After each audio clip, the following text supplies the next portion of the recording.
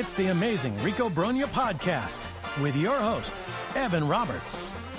How we doing, everybody? Welcome to a new edition, a brand spanking new edition of Rico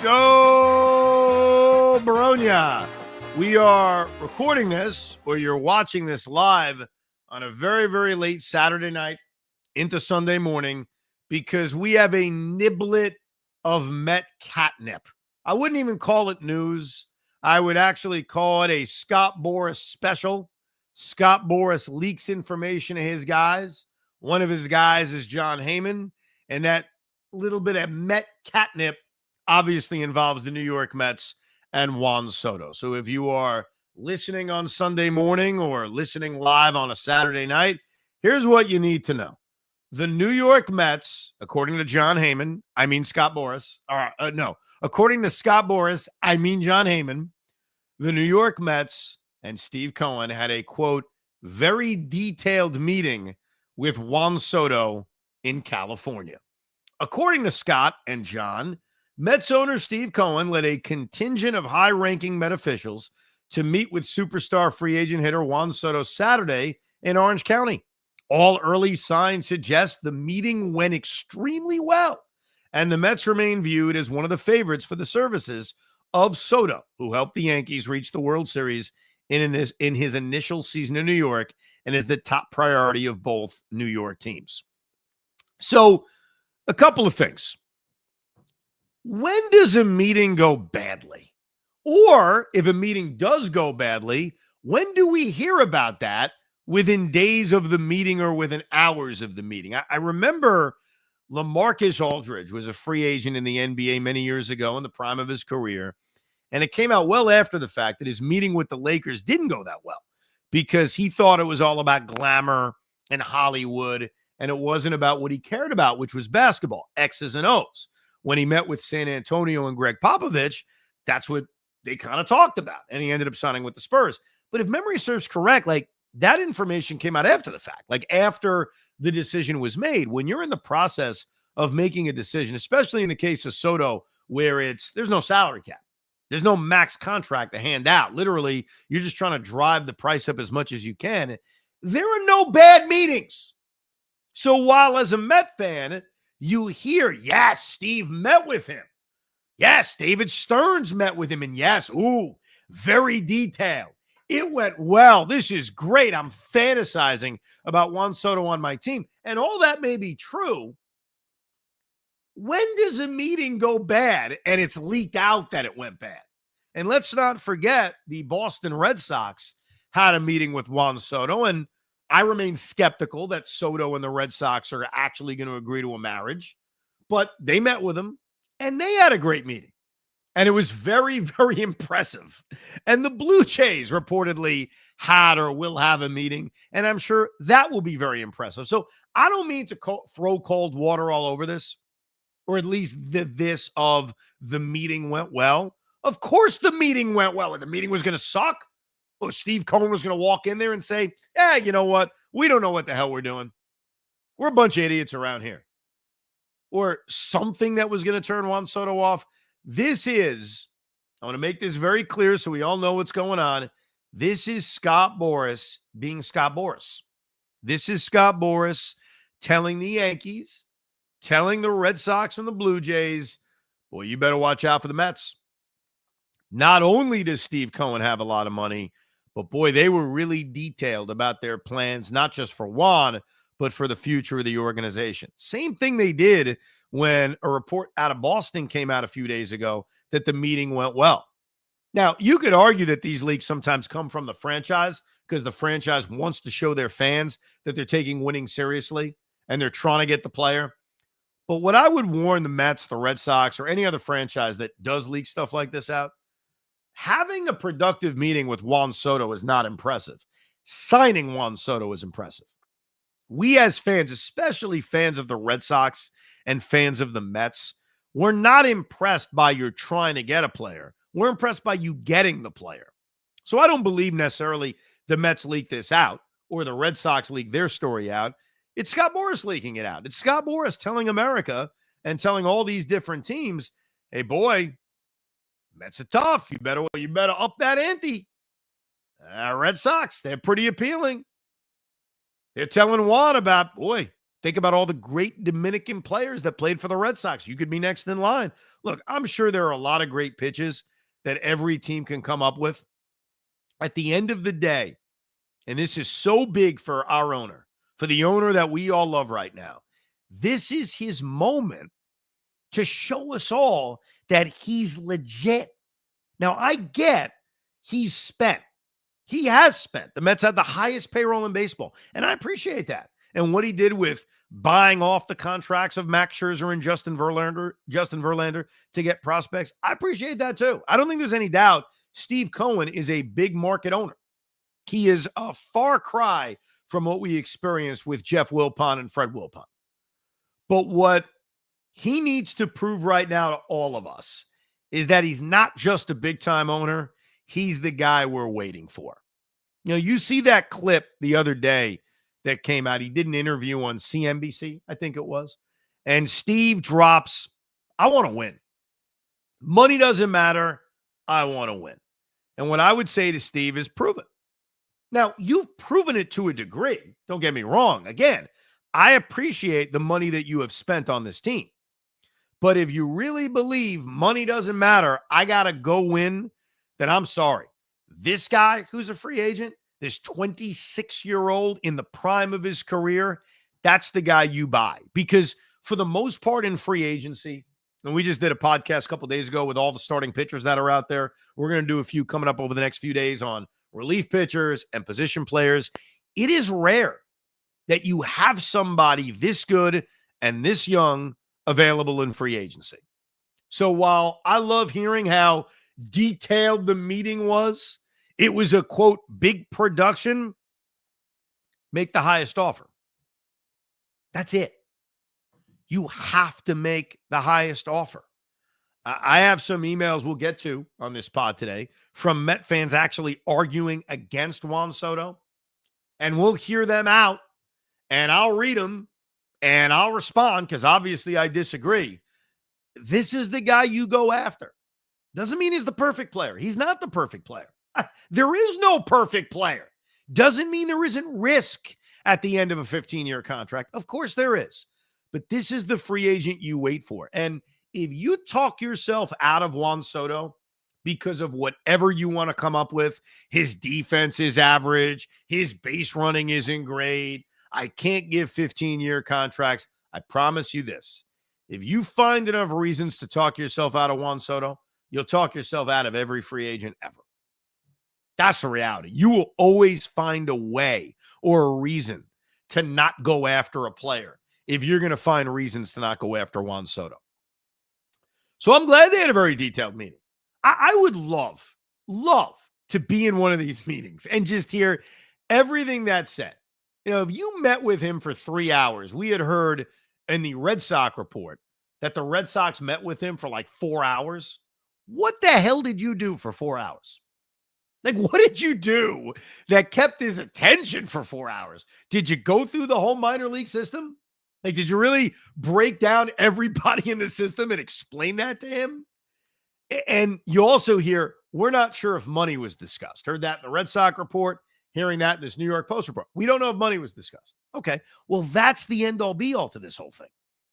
So all of these other discussions about the farm system and how they treat families and the luxury suites being really nice and how great the locker rooms are and kissing his ass for an hour and a half or whatever else you do in these big presentations, these big meetings, understand that all of that is like in 5th place or 9th place compared to how much money you're willing to offer.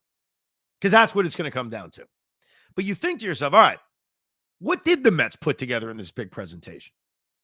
And what's always dangerous about this, and again, money will cure all, is you think back to like the LeBron presentation that everybody put together in his first foray into free agency. Come on, LeBron. Remember that whole lame thing? Come on, LeBron. You don't know what the individual is really looking for. And that's what makes this really, really tricky. So in the case of Juan Soto, and I'll use the Red Sox, the Yankees, and the Mets as examples. I guess I could use the Blue Jays too. So if you're the Toronto Blue Jays, your selling point can be you're Mr. Canada. You will become the most popular athlete in our country. You will represent the Maple Leaf like nobody else. God knows Johnny Hockey can't win. Pajama Boy John Tavares can't win. You'll blow him away. You're Juan Soto. You will be Mr. Canada, right? So I guess they can put together a presentation like that. The Red Sox can kind of appeal to his, hey, you loved David Ortiz growing up. You loved Manny growing up. You loved Pedro growing up. You love all these great Dominican players that came to the city of Boston, became legends. You're next in line. Now, I have no idea if something like that from Canada or the Dominican hero in Boston, part 7, I don't know if any of that's going to appeal to him. Now, think about the Mets and the Yankees. So the Yankees can go with we've won all these championships. We have Babe Ruth, Mickey Mantle, Lou Gehrig, Yogi Berra, Derek Jeter. You and Aaron Judge can be the face of the new dynasty. You can be the Babe Ruth of 2025 and beyond. You can be Derek Jeter. The Mets could take that and say, well, hold on a second. You can win 5 titles with the Yankees. You could even win a championship in Boston. They're going to love David Ortiz more. They are. He broke the curse. They're always going to love Jeter more. They're always going to love Judge more. They're always going to have these other Yankee icons that will be above you. Now with the Mets, and I don't know, maybe this was the presentation. Maybe it was. With the Mets, you win here, you'll become the biggest icon in the history of the franchise this side of Tom Seaver. You could argue that, because think about this for a second. Who is the biggest icon in the history of the franchise we love? It's not Rico Brogna, despite us having a podcast in his honor. So who is it? It's Tom Seaver. He's one of the greatest pitchers of all time. He won a world championship with them in 1969. Now, it's a shame he didn't pitch his entire career here, but there's a statue outside of Citi Field honoring Tom Seaver. Period. Stop. Biggest icon in the history of the franchise. His nickname is the franchise. Okay, who's number 2? Who's number 2? Who represents the 86 Mets, the only other championship this team won? The answer is no one really. Like, Keith's loved, Darryl's loved, Doc's loved, and now they all have their numbers retired, but none of them are necessarily iconic the way Tom Seaver is and the way you'd be. You come to New York, Juan, you win a championship, dare I say you win multiple championships, there's a statue built for you. Hey, Juan, how many Hall of Famers have a Met hat on? You could ask him that, and then you could tell him. You could explain to him, it's not a very long list. Tom Seaver does. Mike Piazza does. By the way, you could argue that Piazza was a better Dodger than Met, but whatever. You can be that. Here's what's dangerous about all of these faux presentations I gave you. I don't know what Juan Soto wants. Juan Soto may hear that icon for the Mets and say, that doesn't do it for me. I want to win as many championships as possible. I want to be a part of the history that the Yankees have, even if I'll never be above Babe Ruth and Lou Gehrig and Derek Jeter. I want to be a part of that. So what's always so difficult, this is why you kind of have to scout it out. What does he want? Because all of those things that I just gave you with the Boston angle, the Yankee angle, the Met angle, the Blue Jay angle is kind of weak, but I'm trying here. Juan Soto could be turned off by some of those. He could be turned off by all of those. He could be saying to himself, this is all a colossal waste of time. This whole meet and greet, what are we doing? Give me $700 million. That's the mystery of all this. What's the thing that's truly going to appeal to Juan Soto besides the money? And over the next few days and weeks, we're going to get an answer. That's the one thing that's kind of relieving about all this. Like the Juan Soto talk, which has been incessant, and we've done a lot of it here on the Rico, but we've also talked about the other aspects of what the Mets are looking for. It's going to end soon because it has to end soon. Because A, Juan Soto doesn't need to have it continue very long, because at the end of the day, he doesn't need to wait it out the way Bryce Harper and Manny Machado did to bring his price up. I think that anyone who's interested in Soto is going to make their big offer. They'll respond to the other big offers, and that's going to be it. So I think we're going to get an answer. I made this prediction on Evan and Tiki a couple weeks ago. I think we're getting our answer either early on or right around the winter meetings. I don't think it's going to expand much after that. The winter meetings are the first week of December. So I think we're going to get an answer. Do you think there's a possibility that this doesn't even get to the winter meetings? You know what? Yes, because the winter meetings may not even be necessary. It's more of a benchmark you look at in early December. But if he's already meeting with teams, and we've heard of the Boston meeting, the Toronto meeting, the Met meeting, the Yankees are apparently meeting him on Monday. That was also in the John Heyman New York Scott Boras report. And the meetings are done. And I don't know if Juan needs a second meeting. I don't know if it's like, all right, I met all these teams. I had phone conversations secretly with a few other teams. Now let's get to the offers. If that's the case, then we could get an answer before Thanksgiving, which would be the dream. I mean, getting the answer next week and the days leading up to Thanksgiving, that'd be fantastic. I wouldn't predict it, Hoff, but I wouldn't rule it out only because it doesn't necessarily need to go much longer than this once teams are making their highest offers. Well, listen, I appreciate that. I kind of hope that's the way to go because I just want to, as a Met fan, I think as any fan, you think that winter meetings, you're going to be productive. You feel like that's where you're really going to set the stone of where you see your team being and how you're going to build your team. If you could go into winter meetings and Juan Soto's already off the table, you kind of know where you're headed.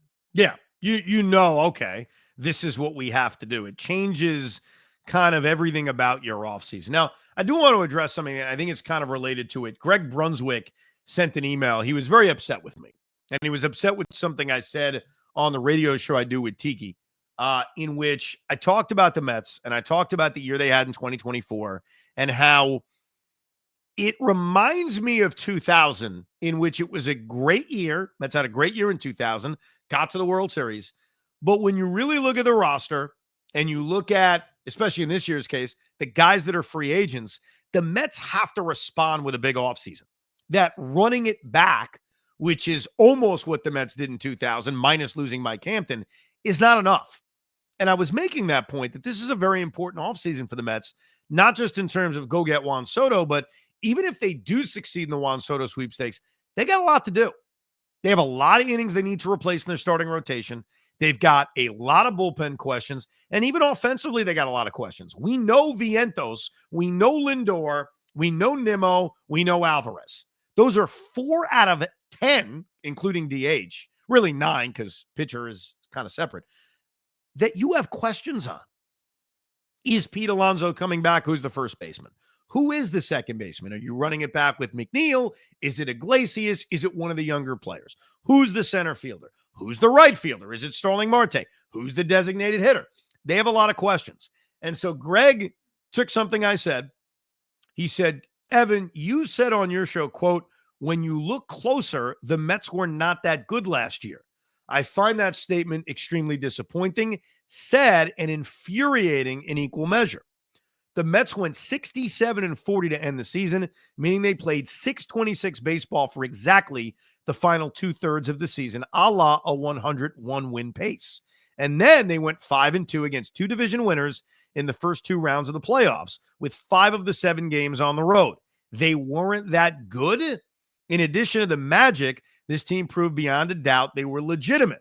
They pitched well, they fielded well, they hit well, they played really hard, and they knew how to win.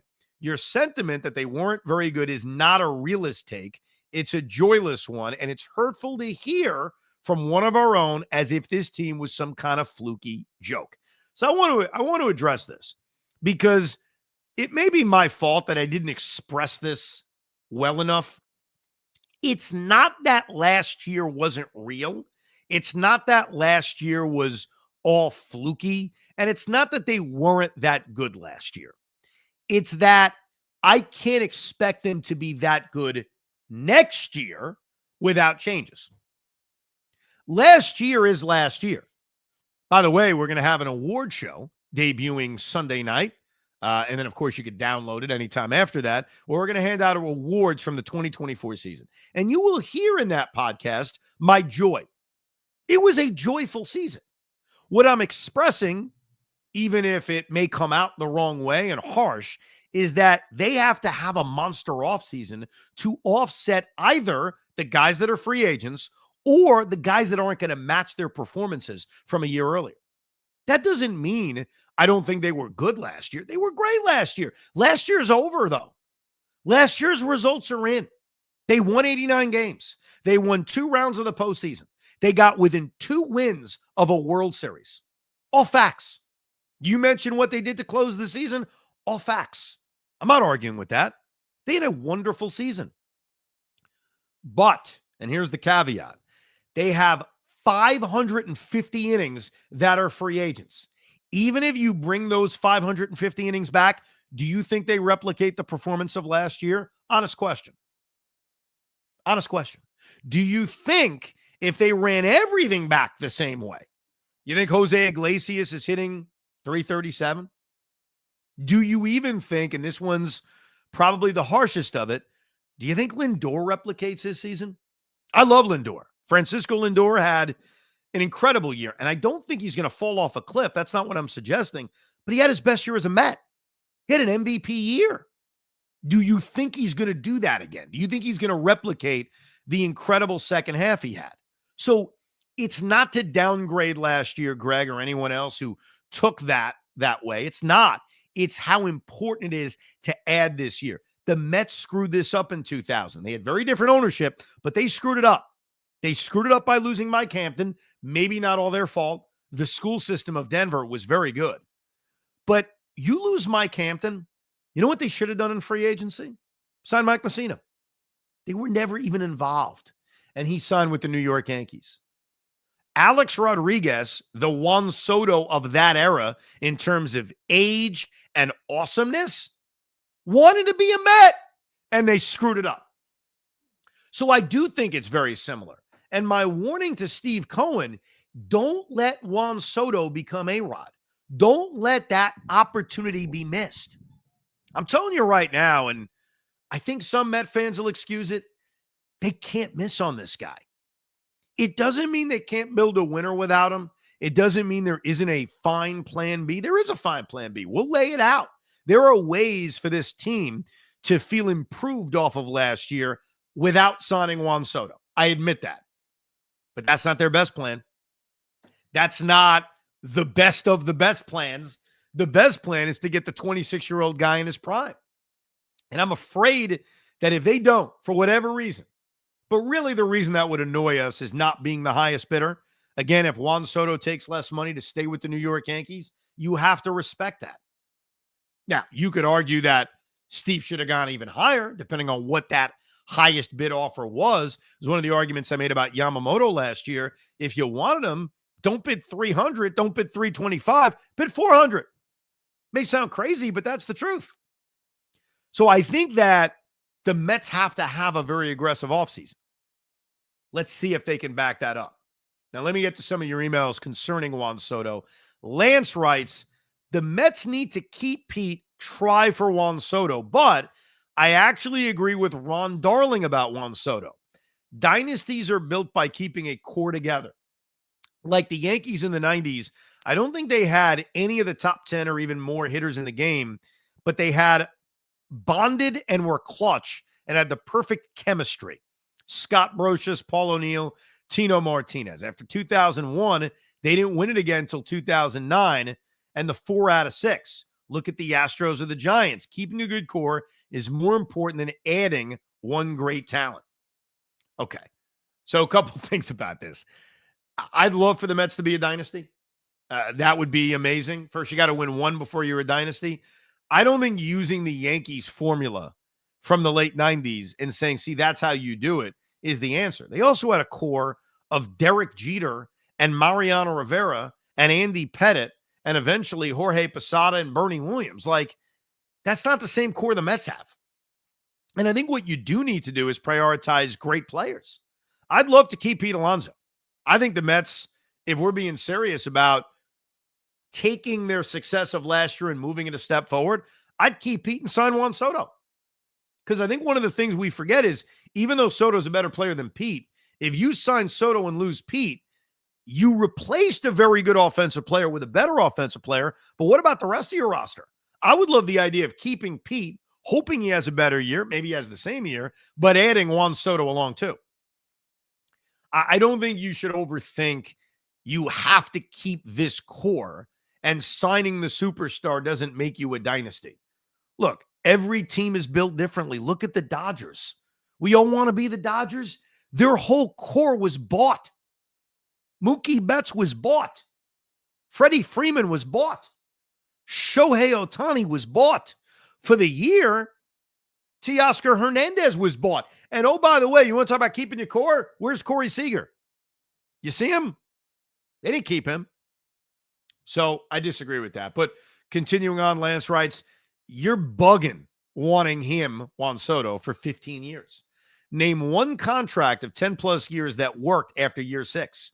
We at least need an opt-out after 10 years. Look at Stanton, and the deal seemed great at the time, and I think he was as young as Juan Soto. Trades are always available midseason now that our farm system is better stocked. And if Soto really worth double Pete Alonso's salary or almost double Lindor's? Well, a couple things. He's not getting double Lindor's. Lindor's making $34 million a year. I'm not suggesting, nor am I expecting Juan Soto to get $68 million a year. Now, as far as the years are concerned, if you look back at the longest contracts in the history of baseball, most of them have been signed over the last 5 years, so we don't have an answer to it. Fernando Tatis Jr. Well, Wander Franco, I think we do have an answer to. Xander Bogaerts, Rafael Devers. Like a lot of these contracts, Trey Turner signed a 10-year deal. Francisco Lindor, like a lot of these contracts are recent, so we don't have an answer on if they worked out or not. As far as Albert Pujols and Joey Votto, what I would tell you is look at the age. Robbie Cano, look at the age. Juan Soto's 26. If you gave him a 15-year contract, that would be equal in terms of age when it ends as a Pujols and as a Cano. And I'm willing to tell you, you're right in terms of the last few years maybe not being great. But if you can have Soto in his prime, let's say till he's 37, which I think is reasonable, or maybe not in his prime, but a very, very productive offensive player until he's 37 years old, that's 11 years of the contract. I think that's a win. I think if you're getting 11 awesome years out of Juan Soto, between being the guy he was this past year with the New York Yankees and let's just say really good, I think that would totally be worth it. So I disagree with you about that part. I would not be deathly afraid of the amount of years it's going to take to get him, because I think if you can get 8 or 9, and I just said 10 years of Juan Soto being a great player, I think it makes it completely worth it. And I think we would all look back on it and say, yeah, that move was awesome. The other thing sort of breaking tonight is Will Salmon, great reporter from The Athletic, says that the expectation is, despite Luis Severino loving New York, he's not going to accept the qualifying offer. So I would say it's good news and bad news. I think it's the beauty of the qualifying offer. The good news is, if the Mets don't re-sign Luis Severino, they just got a draft pick. And that's great, especially considering this is going to be an offseason in which they're going to be really aggressive in signing guys who have draft picks attached to them in free agency, a la Corbin Burns, a la Juan Soto. So the good news is, hey, if he doesn't come back, at least the Mets get something out of it. The other thing is, it may be better in terms of luxury tax, in terms of your ability to do other things, if you can get Sevy on a multi-year deal with his AAV being lower than what the qualifying offer is this season. I would like Severino back. I think the Mets need to sign 2 or 3 starting pitchers. We went through this on the starting pitching Rico Brogna that we did. But there are other options besides Luis Severino. So let him kind of look at the market. Let him see what he can get. I feel like I don't want to give him any more than 2 or 3 years. I wouldn't mind a third year, maybe a fourth, probably not, if there's some kind of vesting option that has something to do with innings pitched. So if he pitches, great. Keep the contract going. You go out there, you take the ball every 5 days, which Sevy was able to do in 2024, but something he was not able to do basically the last 5 years, then fine, bring him back.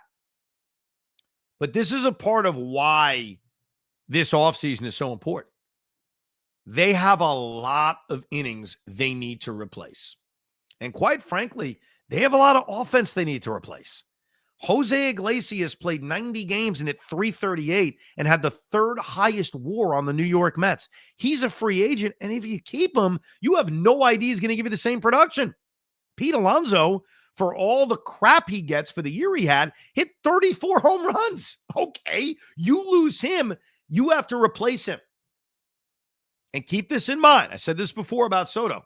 Soto's a better player than Pete. We all know that. If you lose Pete and you sign Soto, don't think for a second you're done building this offense. That wouldn't be good enough. You think that's good enough? You think, go around the diamond and think about what that lineup would look like. Who's the center fielder? Who's the DH? Who's the first baseman? Oh, it's Vientos. Who's the third baseman?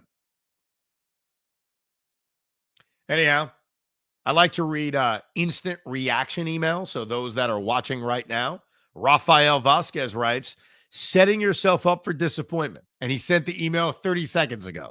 So I'm assuming he's responding to what I'm saying about Juan Soto. But Rafael, I appreciate it. That we will start to get the YouTube active as well on questions and comments, and we can be very interactive. But Rafael writes, first off, I'd love to have Juan Soto at the right price. However, if the contract starts climbing to $650 million or more, I don't think it's a smart move. Baseball is unique compared to other sports. One player alone can't carry a team to a championship. The reason we made it as far as we did last year is because we had a cohesive team. Not the most talented roster, but a group of productive players up and down the lineup. That to me is more impressive than simply acquiring a superstar every year, but lacking depth like the Yankees. If the Mets don't land Soto, I still trust David Stearns to build something great and sustainable. Money doesn't always guarantee championships. Building a strong roster and stacking the franchise with depth is the way to go. Soto is undeniably a difference maker, but he's not the be-all, end-all. I hope we get him, but either way, I trust Stearns to make us championship-bound with or without him. So, yes, the Mets can win a championship without Juan Soto. I'll give you an interesting stat. I've said this before, makes me chuckle every time. You'll probably think it's dumb. That's okay. Since 2019, really since 2020, every team that has not, or a team without Juan Soto has won a championship every year. So I get it. Juan Soto is not magic, but he's a great player. And when you have great players, you have a better chance at winning a championship. And for anyone who says this, because Rafael just said it, oh, it's more impressive to not buy the great player every year. The Dodgers just did that. Like literally. Mookie Betts was bought before 2020. Freddie Freeman was bought before 2022. Shohei Ohtani and Yoshinobu Yamamoto were bought before 2024. So what the hell are we talking about? Aren't they the team we're admiring? They just won the World Series. All they do is buy great players. Now it's bad? It's not bad. Also, why 650 the cutoff? It seems arbitrary. Seems like, I'm good at 650. 680, though, I can't do it. Why? And if you have enough money, which this owner does, why would there be a cutoff? So I don't necessarily agree with that. I don't. And don't make it out like it's the end-all, be-all. It's not the end-all, be-all. But it makes your chances of winning easier and better. I'm looking for this email about Juan Soto's defense, but I can't really find it, so I'll paraphrase it for you. Evan, do you think Juan Soto can play left field instead of right field? I view him as a left fielder more than a right fielder.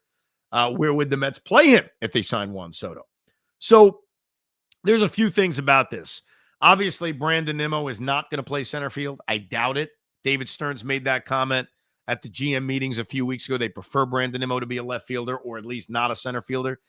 dimensions have a lot to do with this. I think a part of why Juan Soto was playing right field at Yankee Stadium is that it's an easier right field to play than left field at Yankee Stadium. The dimensions in left field are a lot more spacious. There's a lot more ground to run down.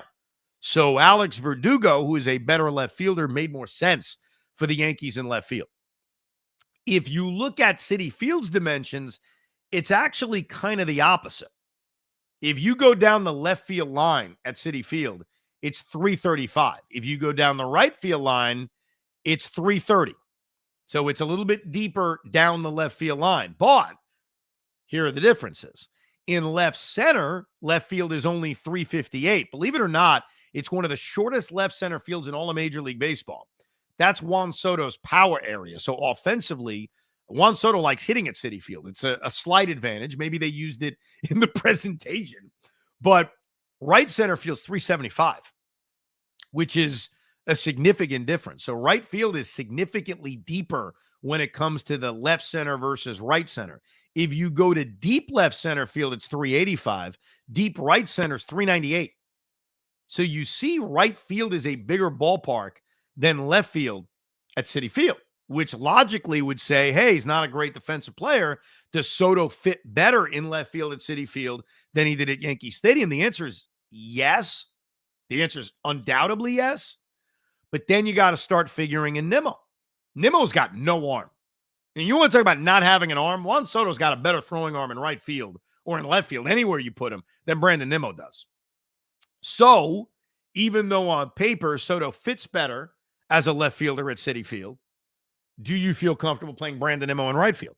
By the way, this kind of discussion, such a first world issue that I hope we're having after they sign him. I always feel weird having it right now. But it is a fair question because Soto's played left. He's played right. He has not been exclusive to one spot on the diamond. But either way, the Mets have met with Juan Soto. And now, Mr. Cohen, I ask you, no, I don't ask you. I demand from you, as a customer, as a loyal season ticket holder, show him the money. Show him the money and make him an offer he can't refuse. This is the free agent you've been waiting for. Now go get him. The one question I do have before we wrap up this edition of the Rico Brogna is if the Mets do get Juan Soto, and we do that live podcast and we're going nuts and everybody's happy and we're celebrating, how much time before we pivot to what we have to do next? Like, do we have to sit there, for a week and just marvel at Juan Soto? Or can we move on within a day? Can we move on within 10 minutes? Like, as we're doing the Soto Signs with the Mets podcast, can we start talking about first base? Or is there a grace period where we have to wait?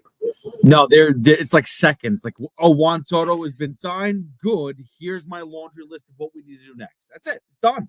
Fair enough. I've made it up already. Well, that'll be in the next episode, maybe. Well, I look forward to that, Rico Brogna. I do. I really do. We do appreciate you listening.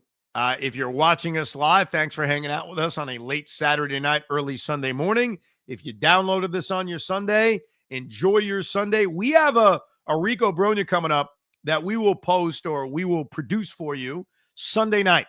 And you can download it Sunday night, Monday morning, watch it live on YouTube, in which we are going to have an award show. This upcoming week in Major League Baseball, they're going to announce all the awards, MVP, Cy Young, Rookie of the Year, all that crap. We're going to have our 2024 Mets award show. Pete and I will decide all the different awards. We've got 8 different Met awards: MVP of the year, Cy Young of the year, Rookie of the Year, I said that twice, Reliever of the year, Surprise of the year, Disappointment of the year, Playoff Performer of the year, and the Moment of the year. And we're going to have a whole podcast dedicated to handing out those awards from the 2024 season. So look forward to that Sunday night. We're going to do a deep dive on the reliever market. A lot coming up. And obviously these pop-up live breaking news editions, even if it wasn't really breaking news, more just Scott Boras leaking some information out to us. We try to give you the material as soon as we can. And since Hoff and I like to just sit around on Saturday nights after our kids fall asleep or our wife's out of town, we're always here for you. Right, Pete? Oh, yes. Listen, I'm watching UFC right now, talking Mets, baseball. I mean, what else would you want to be doing on a Saturday night? That's right. I mean, we're 40-year-old men. What do you want from us? If we were in our 20s, we'd be out drinking somewhere trying to pick up women. It's a different world now when we're in our 40s. Thank you very much for listening, subscribing, downloading Rico Brogna. We hope you enjoyed this episode of the Rico Brogna podcast. It's amazing, isn't it? Make sure you download it now to keep it on you at all times.